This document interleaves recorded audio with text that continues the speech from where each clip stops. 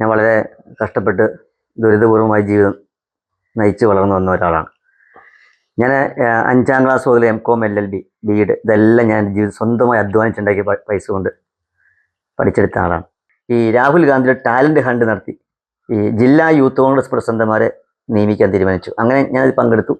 അങ്ങനെ അതിൽ എന്നെ സെലക്ട് ചെയ്ത് ഞാൻ എറണാകുളം യൂത്ത് കോൺഗ്രസ് ജില്ലാ പ്രസിഡൻ്റായി 2007. ഞാൻ എൻ്റെ ജീവിതത്തിൽ ഏത് ജോലിയും സത്യസന്ധമായി ചെയ്യത്തുള്ളൂ. ആരോടും പണം വാങ്ങില്ല, അഴിമതി ചെയ്യില്ല, കൈക്കൂലി വാങ്ങില്ല. ഒരു വീട്ടിൽ കയറി ഒരു അമ്മേനെ കാണുമോ, അമ്മ കിടപ്പാണ്, അത് കാണുമ്പോൾ എന്ത് ഇഷ്ടമെന്നറിയോ, മോനെ ആദ്യമായിട്ട് കാണാൻ ഒത്തിരി കൊതിച്ചിട്ടോ വന്ന് നന്നായി.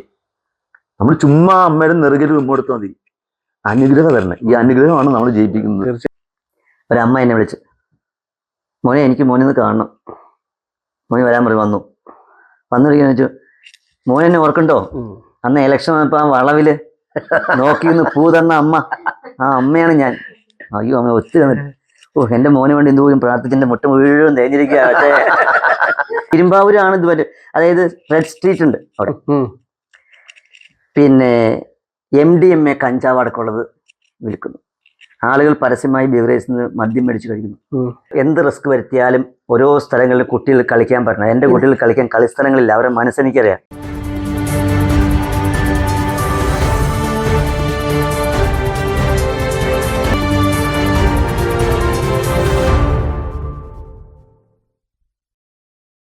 ഹായ് ഫ്രണ്ട്സ്, ജനവിചാരം ചാനലിലെ ഒരു പുതിയ എപ്പിസോഡിലേക്ക് എല്ലാവർക്കും സ്വാഗതം. ഇന്ന് നമുക്ക് ഗസ്റ്റായി കിട്ടിയിരിക്കുന്നത് Perumbavoor MLA advocate Eldhose P. Kunnappilly. കഴിഞ്ഞ 10 വർഷമായി പെരുമ്പാവൂർ മേഖലയെ പ്രതിനിധീകരിക്കുന്ന അദ്ദേഹത്തിൻ്റെ വിശേഷങ്ങൾ, അദ്ദേഹത്തിൻ്റെ ആഗ്രഹങ്ങൾ, അല്ലെങ്കിൽ അദ്ദേഹത്തിൻ്റെ വീക്ഷണങ്ങൾ, ഈ പ്രദേശത്തിന് വേണ്ടി അദ്ദേഹം എന്തൊക്കെയാണ് ചിന്തിക്കുന്നത് എന്നൊക്കെ നമുക്ക് അദ്ദേഹത്തിന് തന്നെ കേൾക്കാം. എൽദോസ് സർ, ജനവിചാരം ചാനലിലെ ഈ ഒരു പുതിയ എപ്പിസോഡിലേക്ക് താങ്കളെ സ്വാഗതം ചെയ്യുകയാണ്. സ്വാഗതം. ഒത്തിരി സന്തോഷമുണ്ട് ഇങ്ങനെ ഒരു ഇൻ്റർവ്യൂ ചെയ്യാൻ, താങ്കളുടെ വീട്ടിൽ വന്ന് ഇങ്ങനെ ഒരു ഇൻ്റർവ്യൂ ചെയ്യാൻ ഞങ്ങൾക്ക് സാധിക്കുന്നതിൽ. അപ്പോൾ എനിക്ക് സാറിനോട് ചോദിക്കാനുള്ളത് 2-3 കാര്യങ്ങളാണ്. അതായത് ഒരു ജനപ്രതിനിധി എന്നുള്ള നിലയിൽ ഒരു ദിവസം ഒരു സുപ്രഭാതത്തിൽ പൊളിച്ചു വന്നൊന്നുമല്ല, ഒരുപാട് വർഷത്തെ ഒരു യാത്രയുണ്ട്, അതിൻ്റെ ഒരുപാട് അധ്വാനങ്ങളുണ്ട്. അപ്പോൾ ആ ഒരു തുടക്കകാലത്ത് തൊട്ടുള്ള ഒരു MLAക്ക് മുമ്പുള്ള ആ ഒരു കാലഘട്ടത്തെ പറ്റി ചെറുതായിട്ട് ഒന്ന് പറയുകയാണെങ്കിൽ. എൻ്റെ കുട്ടി ആയിരുന്ന ആ ചെറുപ്പ കാലഘട്ടങ്ങൾ ഞാൻ വളരെ കഷ്ടപ്പെട്ട് ദുരിതപൂർവമായ ജീവിതം നയിച്ച് വളർന്നു വന്ന ഒരാളാണ്. ഞാൻ 5ാം ക്ലാസ് മുതൽ MCOM LLB BEd ഇതെല്ലാം ഞാൻ ജീവിതം സ്വന്തമായി അധ്വാനിച്ചുണ്ടാക്കിയ പൈസ കൊണ്ട് പഠിച്ചെടുത്ത ആളാണ്. ഞാൻ ഒത്തിരി ജോലി ചെറുപ്പം ചെയ്തിട്ടുണ്ട്. പള്ളിയിൽ മണിയടിച്ചിട്ടുണ്ട്. 13 വർഷം പള്ളിയിൽ മണിയടിക്കുന്ന ജോലി എനിക്കുണ്ടായിരുന്നു. എനിക്ക് ശമ്പളം കിട്ടിയിട്ടുണ്ട്. പള്ളിയിലായിരുന്നു 10 രൂപ. 5ാം ക്ലാസ് പഠിക്കുമ്പോൾ 10 രൂപ ശമ്പളം ഉണ്ട്. രാവിലെ വൈകിട്ട് പള്ളി മേടിക്കുന്നത്. 10, 20 ആകും, 60 ആകും, 120 ആകും, അങ്ങനെ. പിന്നെ പള്ളിയിൽ കണക്ക് എഴുതുന്ന ജോലി ഉണ്ടായിരുന്നു. അത് 60 രൂപയായിരുന്നു ആദ്യം കണക്ക് എഴുതാൻ. പിന്നെ 120 ആയി, 240 ആയി, അങ്ങനെ കുട്ടിയായിരുന്ന സമയത്ത് തന്നെ എനിക്ക് പൈസ കിട്ടുള്ളൂ. പിന്നെ ട്യൂഷൻ സെന്റർ എടുത്തിട്ടുണ്ട് ഞാൻ. എനിക്ക് 10ാം ക്ലാസ് പഠിക്കുന്ന കുട്ടികളടക്കമുള്ള 60ഓളം കുട്ടികളുണ്ടായിരുന്നു. ഞാൻ കണക്കായിട്ട് പഠിപ്പിച്ചുകൊണ്ടിരുന്നു ട്യൂഷൻ സെന്ററിലായിട്ട്. പിന്നെ ഞാൻ പപ്പയ്ക്ക് കൊപ്രാട്ട് ചെയ്യുമ്പോൾ തേങ്ങ പൊതിച്ചിട്ടുണ്ട് വീട്ടിൽ. ഞാൻ 1000 തേങ്ങ വരെ പൊതിച്ച ദിവസം കണ്ടു. എനിക്ക് ഭയങ്കര ആരോഗ്യം, കൈക്ക് വരുന്ന തഴുമ്പൊക്കെയുള്ള കാലഘട്ടമായിരുന്നു. പിന്നെ ഞാൻ ഓട്ടോറിക്ഷ ഓടിച്ചിട്ടുണ്ട് രാത്രിയിൽ. പിന്നെ ഞാൻ അങ്ങനെ എനിക്ക് ചെയ്യാവുന്ന ജോലികൾ ആ കാലഘട്ടത്തിൽ ഞാൻ നന്നായി ജോലി ചെയ്ത് പണം സമ്പാദിച്ചിട്ടുണ്ട്. നമ്മുടെ ആ ഒരു പ്രായത്തിന്റെ ഇതിനകത്ത് നിന്നുകൊണ്ട് ചെയ്യാൻ പറ്റുന്ന. ഞാൻ നിർമ്മല കോളേജിൽ പഠിക്കുമ്പോൾ കോളേജ് യൂണിയൻ ചെയർമാനായ സമയത്ത് ഞാൻ രാത്രി ഓട്ടോറിക്ഷ ഓടിച്ചിട്ടുണ്ട്. എനിക്ക് വിശ്വസിക്കില്ല, മൂവാറ്റുപുഴ ടൗണിൽ എനിക്ക് 8 ഓട്ടോറിക്ഷ സ്വന്തമായിട്ടുണ്ടായിരുന്നു. ഞാൻ എൻ്റെ വിവാഹ ജീവിതം കഴിഞ്ഞ ആ സമയത്ത് ഇതിനെല്ലാം വിറ്റ് LLB എടുത്തതിന് ശേഷം ഇതെല്ലാം കൊടുത്ത് തീർക്കുകയാണ് ചെയ്തിട്ടുള്ളൂ. അതെൻ്റെ കുട്ടിക്കാലം. അപ്പം എനിക്ക് ഏത് കാര്യം ചെയ്യാൻ ഭയങ്കര ധൈര്യമായിരുന്നു എനിക്ക്. അവിടെയൊക്കെ എൻ്റെ ഏറ്റവും വലുത് എൻ്റെ പ്രാർത്ഥനയായിരുന്നു, എൻ്റെ വിശ്വാസം. അത് ഭയങ്കര ശക്തിയായിരുന്നു എനിക്ക്. അന്നും ഇന്നും എൻ്റെ ഏറ്റവും വലിയ ശക്തി എൻ്റെ പ്രാർത്ഥന. ഏത് വിഷയം സിമ്പിളായി കളയാൻ പറ്റും. ആഗ്രഹിക്കുന്ന എന്തും നടക്കും പ്രാർത്ഥിച്ചു കഴിഞ്ഞാൽ. അതായിരുന്നു എൻ്റെ ജീവിതത്തിന്റെ ചെറിയ കാലഘട്ടം. ഞാൻ വെറുതെ പെട്ടു. പിന്നീട് ഞാൻ ആഗ്രഹിച്ചത് സ്ഥാനമാനങ്ങൾ. ഞാൻ അങ്ങനെ ഈ പള്ളിയിൽ നിന്ന് ഓരോ സ്റ്റെപ്പായിട്ട് ഇങ്ങനെ ഉയർന്നു വന്നു. കോളേജിൽ വന്നപ്പോൾ ഞാൻ KSUവിന്റെ സജീവ പ്രവർത്തകനായി. അങ്ങനെ ഡിഗ്രി ഏത് വർഷമായിരുന്നു? ഞാൻ 93-ലായിരുന്നു SSLC എക്സാം എഴുതിയത്. പിന്നെ അതിനുശേഷം കോളേജിൽ വന്നു, KSUവിന്റെ വലിയ പ്രവർത്തകനായി.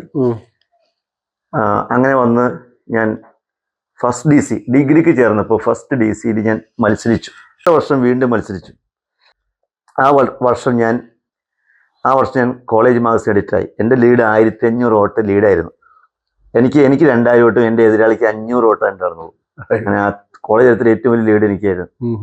പിന്നെ കോളേജ് യൂണിയൻ ചെയർമാനെ 1200 വോട്ട് ലീഡുണ്ട് ചെയർമാനെ. പിന്നെ എനിക്ക് എംകോമിന് വീണ്ടും അഡ്മിഷൻ കിട്ടി. അവിടെ തന്നെ കിട്ടി, നിർമ്മല കോളേജ് കിട്ടി. ആ വർഷം ഞാൻ കോളേജ് യൂണിയൻ ജനറൽ സെക്രട്ടറി ആയി, ജയിച്ചു. അടുത്ത വർഷം വീണ്ടും മത്സരിച്ചു, യൂണിവേഴ്സിറ്റി യൂണിയൻ കൗൺസിലറായി, ജയിച്ചു. പിന്നെ ഞാൻ യൂണിവേഴ്സിറ്റി യൂണിയൻ സ്റ്റുഡൻസ് കൗൺസിൽ മത്സരിച്ചു, ജയിച്ചു. പിന്നെ ഞാൻ യൂണിവേഴ്സിറ്റി യൂണിയൻ ജനറൽ സെക്രട്ടറി മത്സരിച്ചു, 6 വോട്ടിന് തോറ്റു. അത് കഴിഞ്ഞപ്പോൾ തന്നെ നേരെ ഞാൻ LLBക്ക് ട്രിവാൻഡ്രത്ത് പോയി, ലോ അക്കാഡമി ചേർന്നു, KSU പ്രവർത്തകനായിരുന്നു. അവിടെ കോളേജ് യൂണിയൻ ചെയർമാനായിട്ട് ഞാൻ അവസാന വർഷം മത്സരിച്ചു, തോറ്റു, 7 വോട്ടിന് തോറ്റു. പിന്നെ എൻറോൾ ചെയ്ത് വരുന്ന ആ സമയം തന്നെ ഞാൻ മോറ്റയിലെ ബാർ അസോസിയേഷനിൽ മത്സരിച്ചു. അപ്പോൾ പ്രസിഡന്റ് സെക്രട്ടറി സീനിയേഴ്സ് മത്സരിക്കുക, ഞങ്ങൾ ജൂനിയേഴ്സ് ആയതുകൊണ്ട് എന്നെ ജോയിന്റ് സെക്രട്ടറി സ്ഥാനത്തേക്കാണ് മത്സരിപ്പിച്ചത്. ഞാൻ ജയിച്ചു. ജോയിന്റ് സെക്രട്ടറി സ്ഥാനത്ത് ജയിച്ചു കഴിഞ്ഞപ്പോൾ സെക്രട്ടറി ആയിരുന്ന ആള് സീനിയർ അഭിഭാഷകൻ, അയാൾ രാജിവെച്ചിട്ട് വിദേശത്തേക്ക് പോയി. അപ്പൊ എന്നെ സെക്രട്ടറി.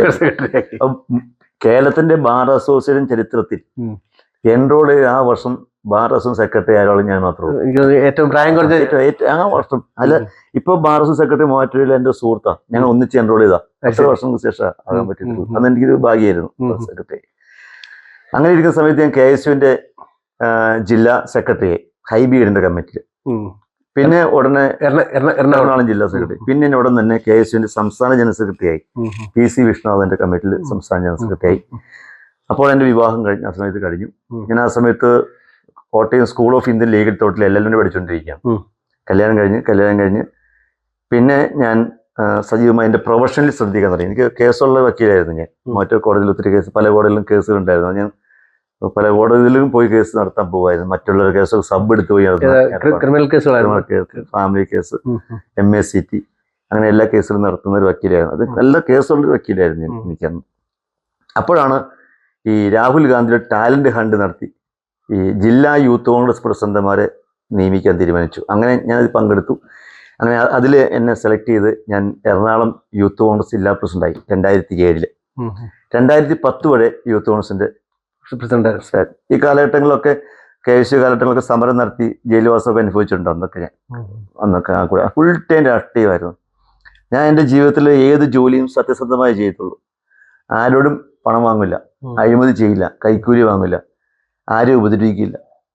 അങ്ങനെ എൻ്റെ ജീവിതത്തിൽ എന്നുമുള്ള മൂല്യങ്ങൾ, അന്നും ഇന്നും ആ മൂല്യങ്ങൾ ഞാൻ ഇന്ന് പോയിട്ടില്ല. യൂത്ത് കോൺഗ്രസ് ജില്ലാ പ്രസിഡന്റായ സമയത്താണ് ജില്ലാ പഞ്ചായത്തിലേക്ക് മത്സരിക്കാനുള്ള അവസരം കിട്ടുന്നത്. അങ്ങനെ ഞാൻ ജില്ലാ പഞ്ചായത്തിൽ മത്സരിച്ചു, ജില്ലാ പഞ്ചായത്തിൽ ജയിച്ചു.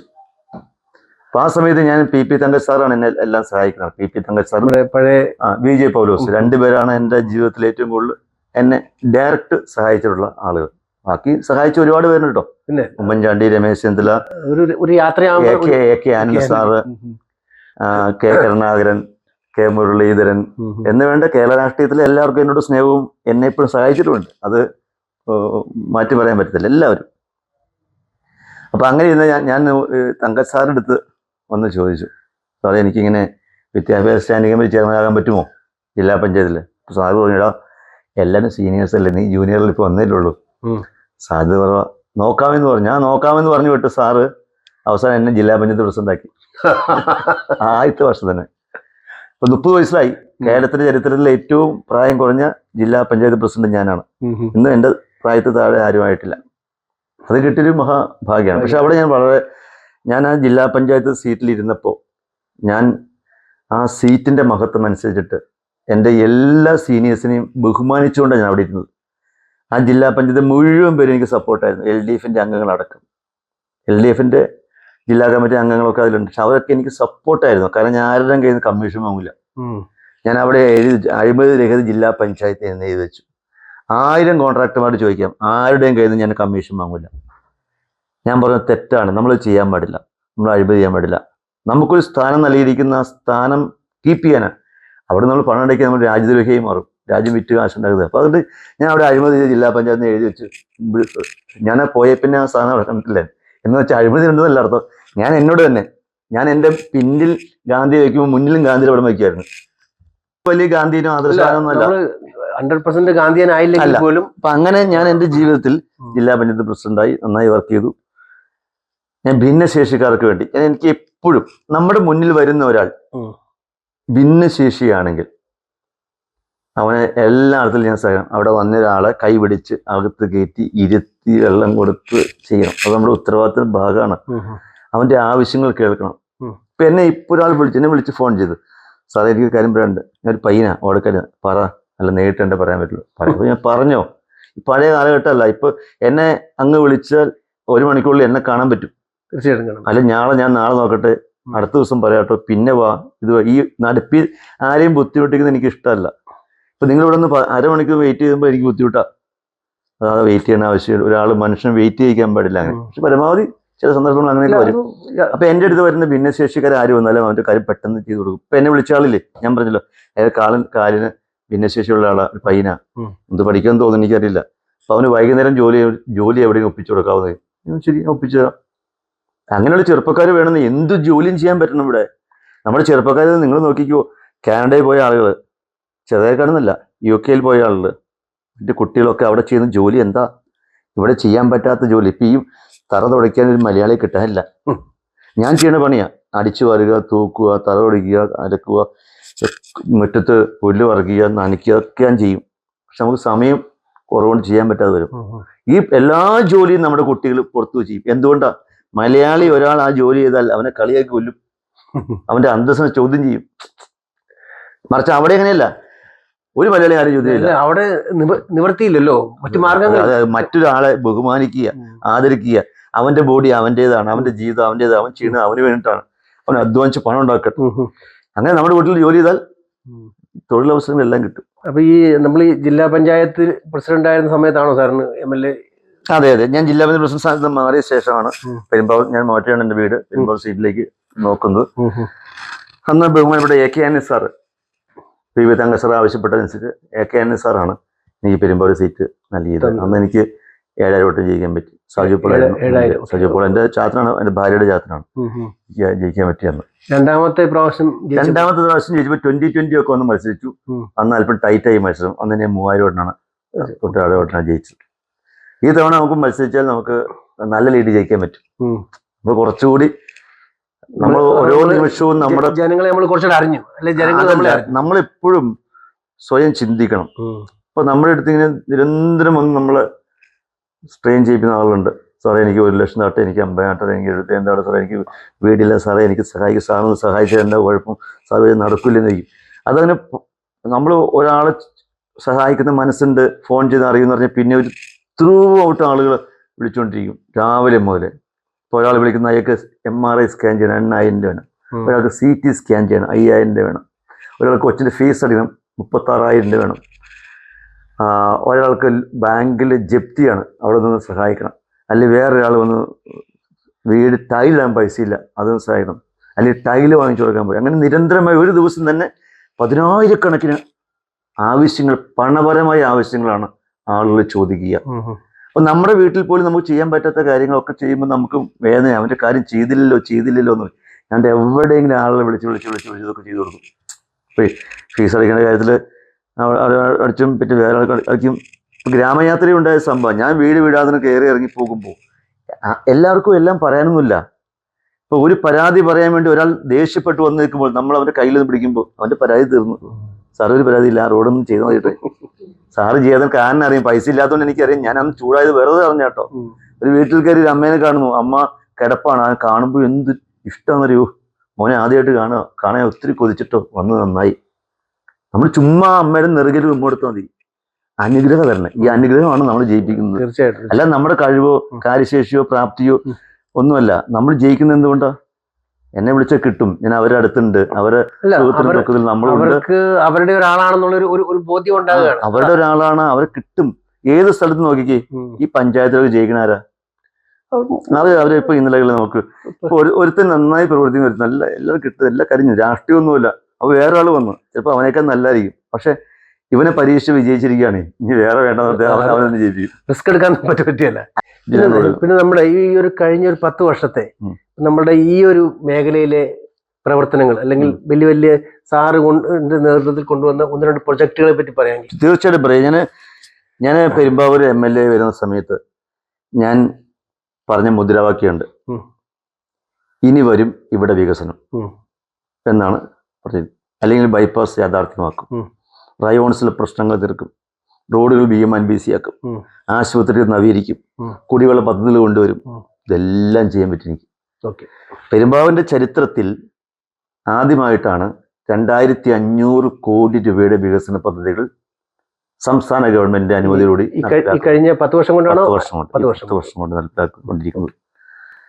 ഇപ്പൊ നിങ്ങൾക്കറിയാം, പെരുമ്പാവൂര് ഞാൻ ഗ്രാമയാത്ര നടത്തി, 114 ദിവസം വീട് കയറി. ഞാൻ 14,000 വീടുകൾ കയറി. നമ്മുടെ ഈ മണ്ഡലത്തിൽ 14,000 വീടുകൾ ഞാൻ കയറി കഴിഞ്ഞു. വീടുകൾ അത്രയല്ല, ഇനിയുണ്ട്. ഒരു ദിവസം 100 വീട് മുതൽ 170 വീട് വരെ ഞാൻ കയറും. മിനിമം 100 വീട് കയറും ഒരു ദിവസം. അങ്ങനെ 114 ദിവസങ്ങളായിട്ട് ഞാൻ 14,000 വീടുകൾ കയറി കഴിഞ്ഞു. അപ്പൊ അവിടുത്തെ ആളുകളുടെ പ്രശ്നങ്ങൾ മനസ്സിലാക്കി, ഞാൻ ചെയ്ത കാര്യങ്ങൾ പറഞ്ഞു. ഒന്ന് ഞാൻ പറയാം, പെരുമ്പാവൂർ ബൈപ്പാസ് ഇല്ല, വർഷങ്ങളായിട്ടുള്ള ആഗ്രഹമാണ് ബൈപ്പാസിന്. ഞാൻ ബൈപ്പാസിന്റെ അവിടെ നിന്ന് തന്നെ കല്ലടിച്ചുകൊണ്ടിരുന്നുണ്ട്, മണ്ണ് മുഴുവൻ അടിച്ച് കല്ലടിച്ച് കെട്ടിക്കൊണ്ടിരിക്കുക. ബൈപ്പാസ് പ്രശ്നം പരിഹരിച്ചു. 301 കോടി രൂപ പദ്ധതി. അത് ജില്ലയില് എനിക്ക് എടുത്തു പറയാൻ പറ്റും. എന്റെ മണ്ഡലത്തിൽ ബൈപ്പാസ് ആരംഭിച്ചു. അതിൽ മൊത്തം വണ്ടി ഓടിച്ചു ഞാൻ. പെരുമ്പാവൂർ ടൗണിൽ കൂടെ പോകാതുള്ള പദ്ധതി എനിക്ക് ഭരണം കൂടി ഉണ്ടായിരുന്നെങ്കിൽ നമുക്ക് കുറച്ചൊന്നും ചെയ്യാമായിരുന്നു. പിന്നെ റയോൺസിന്റെ പ്രശ്നം 10 വർഷമായി പൂട്ടി കിടക്കുകയാണ്. ഞാൻ വരുമ്പോൾ ഒരു തൊഴിലാളിയും പൈസ കൊടുത്തിട്ടില്ല, ഒന്നും ചെയ്തിട്ടില്ല അവിടെ.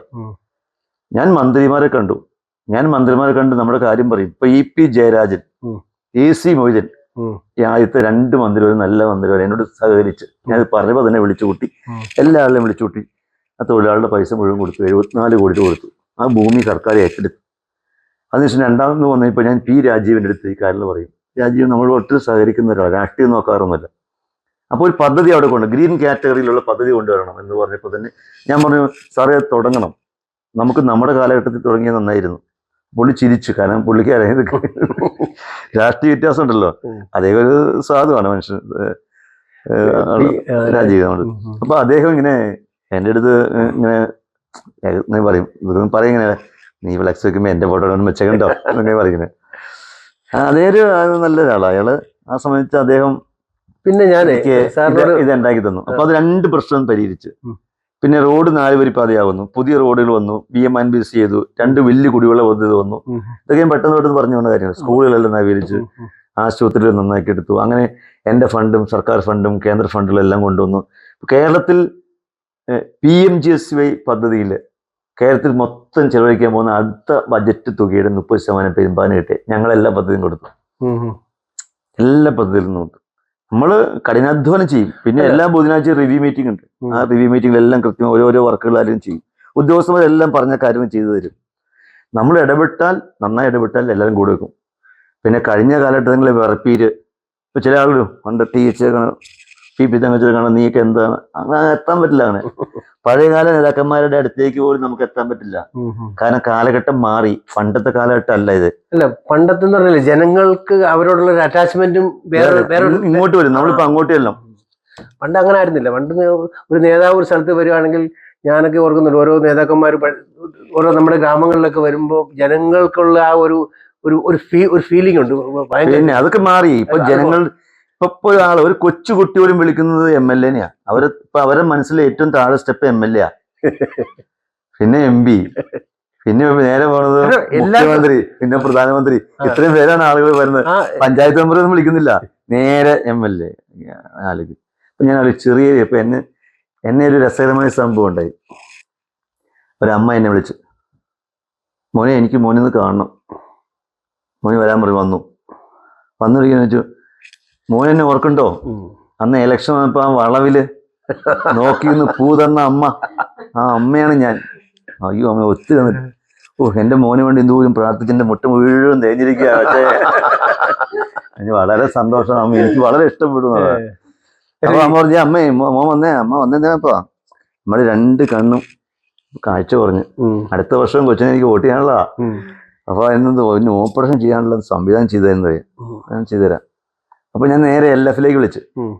അപ്പൊ അവര് പറഞ്ഞു 20,000 രൂപയാണ് ആവണേ. അത് 8,000 രൂപ ഒന്നും മതി, 12,000 രൂപ ഡിസ്കൗണ്ട് എടുത്തത്. അപ്പം ഞാൻ പറഞ്ഞു 12,000 രൂപ കുറച്ചുണ്ട് കേട്ടോ, 8,000 രൂപ അതെയോ, വളരെ നന്ദി മോനെ.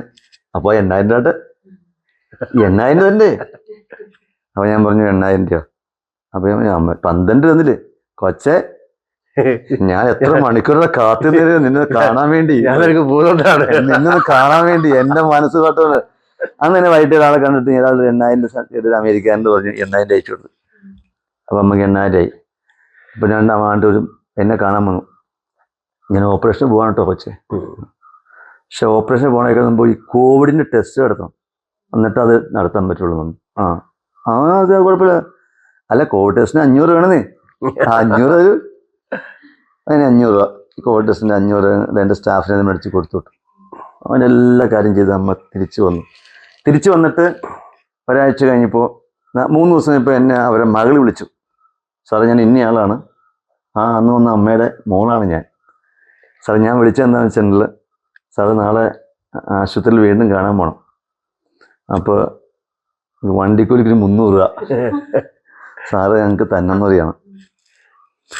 അപ്പോൾ ഞാൻ പറഞ്ഞു ഇത് ഞാൻ എല്ലാം ചെയ്തെന്നില്ല, നിങ്ങൾക്ക് ഒക്കെ തന്നു, ഇനി 300 രൂപയ്ക്ക് വേണ്ടി നിങ്ങൾ ഈ 300 രൂപ പഞ്ചായത്ത് മെമ്പറോട് ചോദിച്ചാൽ അവർ തരൂലേ.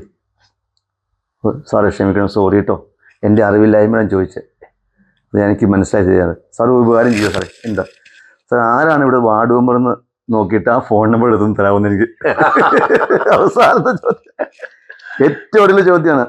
പുസ്തകം എഴുതാൻ പറ്റും, ഓരോ കഥകൾ കിട്ടി കഴിഞ്ഞാൽ.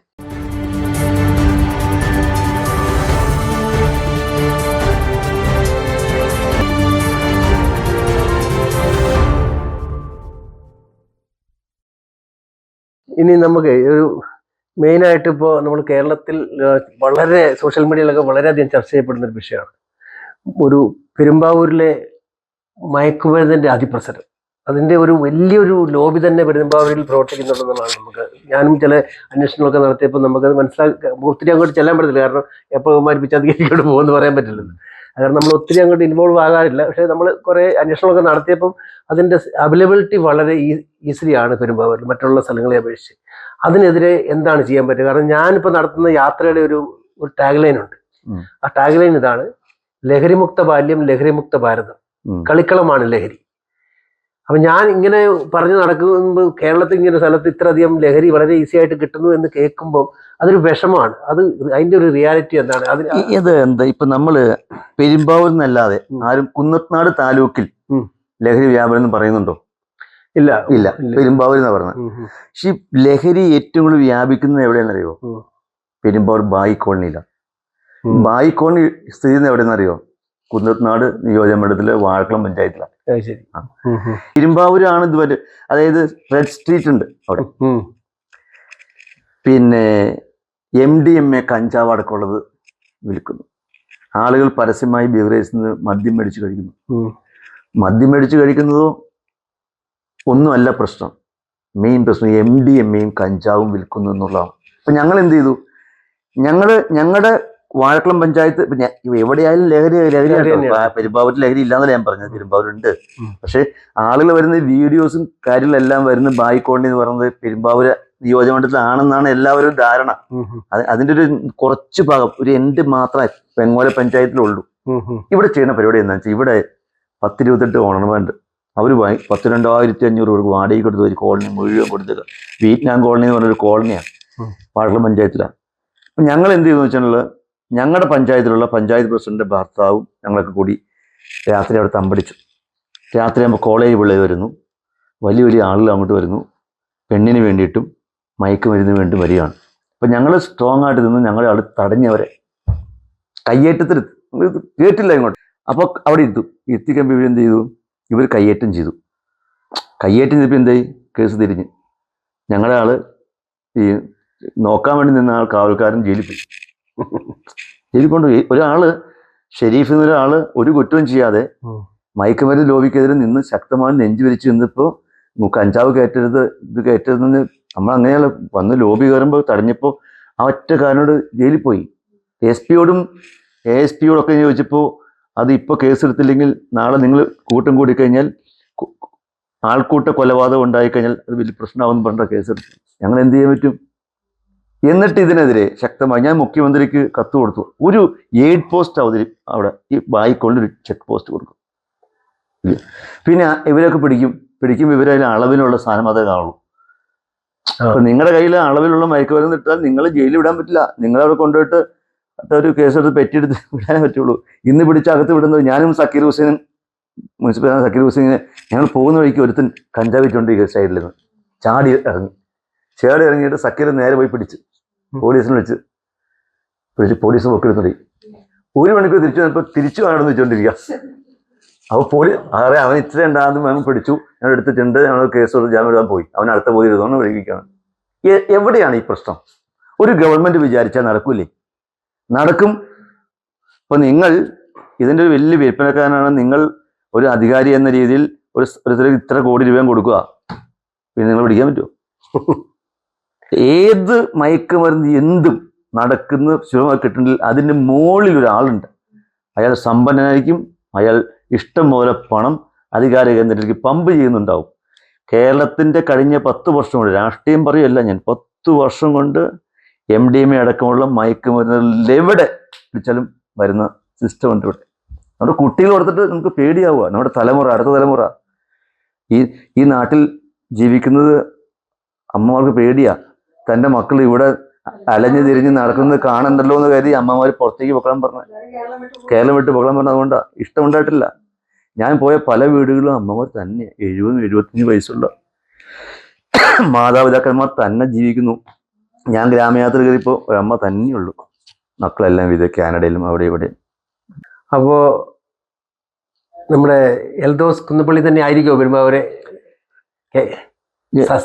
അത് സ്ഥാനാർത്ഥിമാരെ തീരുമാനിക്കുന്ന AICC ആണ്. KPCC റെക്കമെൻഡേഷൻ പോയിട്ടുണ്ട്. അത് അങ്ങനെ വന്നു കഴിഞ്ഞാൽ അവർ സമ്മതിച്ചു കഴിഞ്ഞാൽ സ്ഥാനാർത്ഥിയാവും, ജയിക്കാൻ പറ്റും. ഇനി അല്ല, ഇവിടെ ഒരു പുതിയ സ്ഥാനാർത്ഥിയാണ് AICC ഇത് ചെയ്യുന്നെങ്കിൽ സാർ അവരുടെ കൂട്ടത്തിൽ ഉണ്ടാവില്ലേ? പിന്നെ എന്ത് ചോദിക്കാനില്ല. ഞാൻ അങ്ങനെ കോൺഗ്രസ് പാർട്ടിയല്ലേ എന്നെ ഇത്രയാക്കിയത്. അത് ചോദ്യത്തിന് പോലും ഇടയില്ല. ഞാനത് ചെയ്ത് എന്നെ 10 വർഷം MLA ആക്കിയതും ജില്ലാ പഞ്ചായത്ത് പ്രസിഡന്റ് ആക്കിയതും ഒക്കെ എൻ്റെ പാർട്ടിയല്ലേ വലുത്. അത് അങ്ങനെയൊന്നും ചോദ്യത്തിന് ഇടപോലില്ല. ഞാനൊരു കോൺഗ്രസ് സ്ഥാനല്ലേ. സ്ഥാനമാനങ്ങളൊന്നും അല്ലല്ലോ വലുത്, നിലപാടുകൾ. എത്ര സ്ഥാനം കിട്ടിയാലും ഒരു ദിവസം ഒരു പെട്ടിക്ക് അത് കിടക്കണ്ടേ? ഞാനത് യാഥാർത്ഥ്യങ്ങൾ ജീവിക്കുന്ന ആളാട്ടോ. അല്ല ഞാൻ അങ്ങനെ യാഥാർത്ഥ്യ ബോധമില്ല ജീവിക്കുന്ന. നമ്മള് ഇത്രയൊക്കെ സംസാരിച്ചിട്ട് ഇനിയിപ്പോ ഞാൻ ഈ കഴിഞ്ഞ 10 വർഷത്തെ LDF ഗവൺമെന്റിന്റെ ഒന്ന് വിലയിരുത്തിയാൽ സാറ് എങ്ങനെ വിലയിരുത്തും? എന്താണ് അവർക്ക് എത്ര മാർക്ക് കൊടുക്കും? അവരുടെ മാർക്ക് ഇപ്പോൾ ഈ പഞ്ചായത്ത് ഇലക്ഷന്, പാർലമെന്റ് ഇലക്ഷൻ ഒന്ന് കൊടുത്തു. പഞ്ചായത്ത് ഇലക്ഷൻ ഞാൻ വലിയൊരു മാർക്ക് എന്ന് വെച്ചാൽ അവർ തീർത്തും തകർന്നു പോയിന്നോ അല്ലെങ്കിൽ ഒരു കാര്യം ചെയ്തില്ല എന്നുമല്ല അല്ല ഞാൻ പറയുന്നത്. മന്ത്രിമാർക്ക് ഏതെങ്കിലും ഒരു മന്ത്രി തൊട്ടതെല്ലാം പൊന്നാക്കി എന്ന് പറയാൻ പറ്റും. കേരളത്തിൽ മറ്റു സംസ്ഥാനം നോക്കി എന്തോരം കാര്യങ്ങൾ അവർ ചെയ്യുന്നത്. ഒറ്റൊരു കാര്യം പറയാം, ആശാ വർക്കർമാർ സമരം ചെയ്തു. അത് പാവങ്ങളല്ലേ. ആ സമരം ഒരു ദിവസം കൊണ്ട് സെറ്റിലാക്കാൻ മടിയിൽ വിളിച്ചിട്ട് അവരെ മക്കളെ നോക്കാൻ, തളർന്നു പോയ ഭർത്താവിനെ നോക്കാൻ, ഒരു ഡ്രസ്സ് വാങ്ങിയിടാൻ, ഒരു നല്ല ഭക്ഷണം കഴിക്കാൻ, ഒരു കുഞ്ഞു സ്കൂട്ടർ വാങ്ങാൻ, ഒരു മോട്ടോർ വീട്ടിൽ വെക്കാൻ, ഒരു കുഞ്ഞൊരു AC എവിടെയെങ്കിലും റൂമിൽ വെക്കാൻ, അല്ലെ ഒരു സ്റ്റൗ കത്തിക്കാൻ, ആ പൈസയ്ക്ക് വേണ്ടിയല്ലേ ഈ പാവപ്പെട്ട സ്ത്രീകൾ ഇരുന്നത്. ആ മന്ത്രിക്ക് വിളിച്ചു കൂട്ടി ഒന്നും ചെയ്യാൻ പാടില്ല. ജയിലിലുള്ള കൂലി വർദ്ധിച്ചു.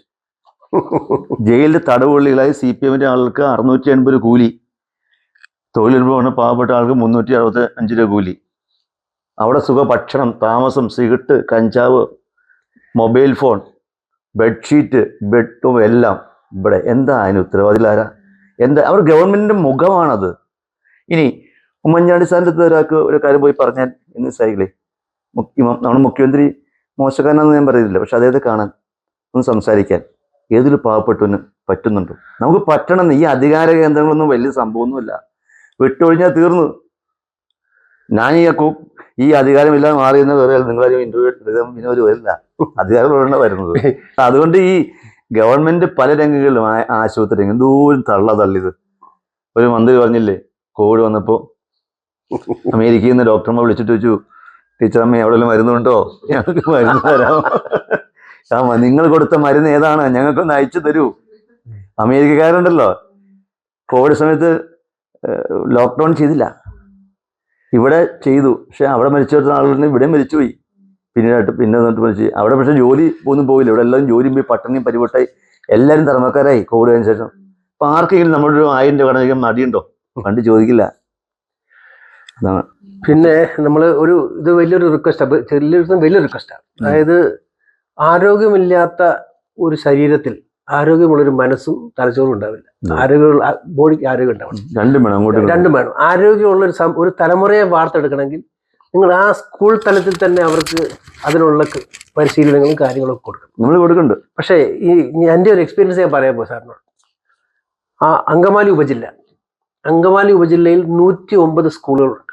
ഈ 109 സ്കൂളുകളിൽ കായിക അധ്യാപകരുള്ളത് 13 സ്കൂളിൽ മാത്രമാണ്. ഒരു കായിക അധ്യാപകൻ ഇല്ലാതെ എങ്ങനെ ഒരു കുഞ്ഞിനെ നമുക്ക് പ്രോപ്പറായ ഒരു രീതിയിൽ വളർത്തിയെടുക്കാൻ പറ്റും? അപ്പൊ എന്റെ ഒരു ഇതാണ്, നിയമസഭയിൽ അങ്ങനെ ഒരു ചോദ്യം സാറിന്റെ ഭാഗത്തുനിന്ന് ഉന്നയിക്കണം. കാരണം ഞാനൊക്കെ പഠിച്ച കാലത്ത് നമ്മുടെയൊക്കെ സ്കൂളിൽ 2 കായിക അധ്യാപകരുണ്ടായിരുന്നു ഞങ്ങളുടെ സ്കൂളിൽ. ഞാൻ മലപ്പുറം മങ്കട സ്കൂൾ കായിക അധ്യാപകര്, പിന്നെ എന്താ തൈല് പഠിപ്പിക്കാൻ ആള്, എംബ്രോയിഡറി പഠിപ്പിക്കാൻ, വേദപാഠം പഠിപ്പിക്കാൻ ആള്, ഡ്രോയിങ് മാഷ്, സംഗീതം പഠിപ്പിക്കാൻ ആള്, അതൊക്കെ മാറി എല്ലാം മാറ്റി വെറും യന്ത്ര മനുഷ്യർ സൃഷ്ടിച്ചോണ്ടിരിക്കും ഇപ്പൊ. പക്ഷെ അതൊക്കെ മാറണം. ഇല്ലെന്നുണ്ടെങ്കിൽ UDF ഗവൺമെന്റ് അധികാരത്തിൽ വന്നു കഴിഞ്ഞാൽ തീർച്ചയായും ഇനി അഥവാ ഈ പ്രാവശ്യം അഥവാ അങ്ങനെ ഒരു ഇത് ഉന്നയിക്കാൻ പറ്റിയില്ലെങ്കിൽ തന്നെ അടുത്ത നിയമസഭയിൽ സാറിന് ഒരു അവസരം കിട്ടുകയാണെങ്കിൽ തീർച്ചയായിട്ടും ഇത് ഇങ്ങനൊരു കാര്യം അവതരിപ്പിക്കണം എന്നുള്ള തീർച്ചയായിട്ടും കളിസ്ഥലങ്ങൾ ഉണ്ടാക്കണം. അത് എന്ത് റിസ്ക് വരുത്തിയാലും ഓരോ സ്ഥലങ്ങളിൽ കുട്ടികൾ കളിക്കാൻ പറ്റണം. എന്റെ കുട്ടികൾ കളിക്കാൻ കളിസ്ഥലങ്ങളില്ല. അവരെ മനസ്സെനിക്കറിയാം. ഇന്നത്തെ മാതൃഭൂമി ഇപ്പോൾ കളിസ്ഥലം ഇല്ലാത്ത മൊബൈലിൽ കളിക്കേണ്ട അവസരം കുട്ടികൾ, അതുകൊണ്ട് ഒരു കാര്യമില്ല. ഇന്നത്തെ മാതൃഭൂമി സാറ് കണ്ടിട്ടുണ്ടെങ്കിൽ അതിനകത്ത് നാട്ടു വർത്തമാനം എന്ന് പറഞ്ഞൊരു പേജ് ഉണ്ട്. വീട്ടിൽ മാതൃഭൂമിയുണ്ട്. അതിന്റെ ആ ഫുൾ പേജിൽ ഞാനോട് ഉൾപ്പെട്ട ഒരു വാർത്തയുണ്ട്. ഞാൻ നോക്കാം. അതിനകത്ത് ഞാൻ പറഞ്ഞൊരു സ്റ്റേറ്റ്മെന്റ് ഇതാണ്: നമുക്ക് ശേഷം പ്രളയമൊന്നുമല്ല, നമുക്ക് ശേഷം ഇവിടെ ഒരുപാട് തലമുറകൾ വന്നു പോകേണ്ടതാണ്. അവരെയും കൂടെ നമ്മൾ കരുതണം, കൺസിഡർ ചെയ്യണം. കാരണം ഇപ്പോ മൈതാനങ്ങൾ, കളിസ്ഥലങ്ങൾ എവിടെയില്ല. ഉള്ള കളിസ്ഥലങ്ങളെല്ലാം പൂട്ടി വെച്ചേക്കാണ്. കുഞ്ഞുങ്ങൾക്ക് അവിടെ കയറി പറ്റാൻ പറ്റില്ല. ചെറിയൊരു ടർഫോൾ ഉണ്ടാക്കി വെച്ചിട്ടുണ്ട്. അവിടെ ഒരു ദിവസം കളിക്കാൻ വേണ്ടി 100 രൂപ കൊടുക്കണം. ഒരു സാധാരണക്കാരന്റെ കുഞ്ഞിന് അവിടെ പോയി കളിക്കാൻ പറ്റുമോ? ഞാൻ ഈ 50,000-ൽ കൂടുതൽ കിലോമീറ്ററാണ് ഞങ്ങൾ രണ്ടുപേരുടെ കേരളത്തിൽ ട്രാവൽ ചെയ്തത് ഫുട്ബോളിന്റെ പ്രൊമോഷന് വേണ്ടിയിട്ട്. 50,000-ൽ കൂടുതൽ കിലോമീറ്റർ, 200-ൽ കൂടുതൽ നാഷണൽ ഇന്റർനാഷണൽ കളിച്ച കളിക്കാരെ ഞങ്ങൾ ഇന്റർവ്യൂ ചെയ്തു. പക്ഷെ അവിടെയൊക്കെ നമ്മൾ കണ്ടത് 99% കുട്ടികളും ഫുട്ബോളിലേക്ക് വരുന്ന കുട്ടികൾ എന്ന് പറഞ്ഞാൽ ബിലോ ഇൻകം കാറ്റഗറിയിലെ കുട്ടികളാണ്. പണക്കാരുടെ വീട്ടിലേക്ക് ഒരു കുട്ടികളും ഫുട്ബോൾ കളിക്കാൻ പറ്റില്ല. അതുങ്ങൾക്ക് ഒരു 15 വയസ്സ് കഴിഞ്ഞാൽ അല്ലെങ്കിൽ 16 വയസ്സ് കഴിഞ്ഞാൽ പിന്നെ അവിടെ പിടിച്ചിരിക്കാൻ പറ്റില്ല. അപ്പൊ അവരെയൊക്കെ സംരക്ഷിക്കാനുള്ള ഒരു സംവിധാനം നമുക്ക് ഉണ്ടാവണം. അതിനൊക്കെ വേണ്ടിയുള്ള പ്രവർത്തനങ്ങൾ സാറിന്റെ ഭാഗത്ത് തീർച്ചയായിട്ടും ഉണ്ടാവണം. അപ്പോ ഇങ്ങനെ ഒരു ഇന്റർവ്യൂ ചെയ്യാനുള്ള അവസരം തന്ന സാറിനോടുള്ള നന്ദിയും കടപ്പാട് ഞങ്ങൾ അറിയിക്കുകയാണ്. നന്ദി ഞാൻ അങ്ങോട്ട് പറയുന്നു. ഒത്തിരി സന്തോഷമുണ്ട്. ഇനിയും ഒരുപാട് കാലം ഞാൻ പറയുന്നത് നമുക്ക് വേണ്ടി ജീവിക്കണം ഡെഫിനറ്റ്ലി. പക്ഷെ നമുക്കെല്ലാം ഈ സമൂഹമാണ് നമ്മൾ വളർത്തിയതും നമ്മൾ മുന്നോട്ട് വന്ന് ഇവിടെ നിന്നാണ് നമുക്കെല്ലാം. പക്ഷെ തിരിച്ചു എന്തെങ്കിലും കൊടുക്കാൻ നമ്മൾ ഓരോരുത്തരും ബാധ്യസ്ഥരാണ്. ആ ഒരു ബോധ്യം മനസ്സിൽ വെച്ചുകൊണ്ട് ജീവിക്കാൻ നമുക്ക് എല്ലാവർക്കും കഴിയട്ടെ എന്നുള്ള പ്രാർത്ഥനയോട് കൂടി നിർത്തുകയാണ്. Thank you very much.